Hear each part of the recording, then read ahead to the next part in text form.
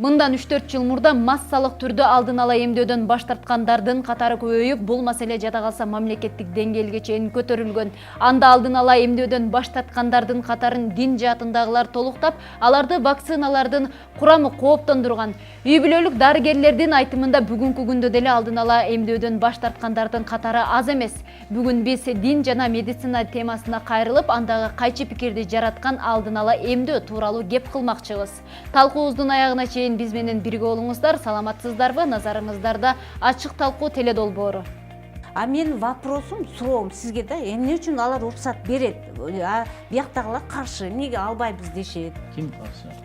Эми кээ бирөө чыгып атпайбы? Ошону талкуулап атпайбызбы? Мисалы үчүн муфтият күнөөлүү эмес да, аны айтып атпайбы? Аны сиздер медицина Жок, көбүнчө мына беришиңиздер керек да. Көбүнчө мына диний көз караштагылар чыгып сиздер атпайбы? ынандыра алышыңыздар керек. Сиздер бизди да ынандыргыла. Керек болсо чын-чынына келгенде мисалы үчүн Кыргызстан өзү чыгарсын. Жакшы жетпей атат. Эжеке, Кыргызстан өзү ошону чыгарсын.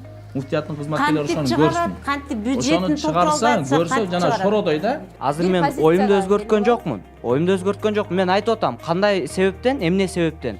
Ушул майрамдар ушундай талаш жаратып атат. Лентаны артка кайтаралы. Мына мен өзүм жалгыз эмес, көп болуп турат. 14 февралды коюш керек. 14 февралда биз сүйөм деп бирөөгө айта албай жүргөн сүйүүбүздү билдиребиз. Жана башка деп айтып атасыз. Ооба, мен ушул сөздөрдү мен айттым. Мен азыр айтып атам, бардыгы түшүнбөстүктөн улам болуп атат дагы. Биз айтып атам, тигил батыш элин туурагандын аркасынан ысырапкорчулук болуп атат деп атам.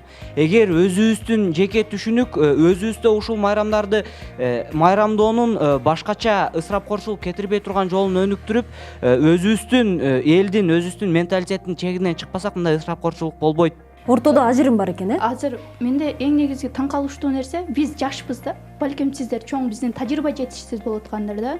Менде ой болуп атат да. Муфтиятка уруксатты берип койгон, бирок муфтиятка ишенбегендиги үчүн мамлекет кайра каттоого алабыз деген түшүнүктө болуп атабы? Медреселердин ишмердүүлүгүн жүргүзүү бул өзүнчө ошолорго уруксат берет тин комиссиясы. Анан медреседен бүткөн диплом алып атпайбы? Дипломду билим берүү министрлиги тааныбайт. Потому что ал мамлекеттик лицензиядан ошо билим берүү министрлигинен лицензия алса, мына ислам университетине окшоп.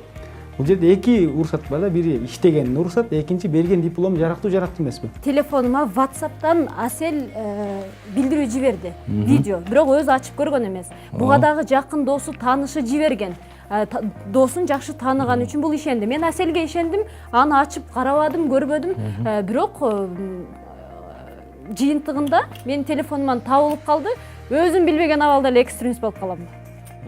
Болуп калат. Ошон үчүн ошондой болуп калбасын деп биз азыр Бишкектин шаарынын алкагында эксперимент катары баягы онлайн патруль деген долбоор ачылган.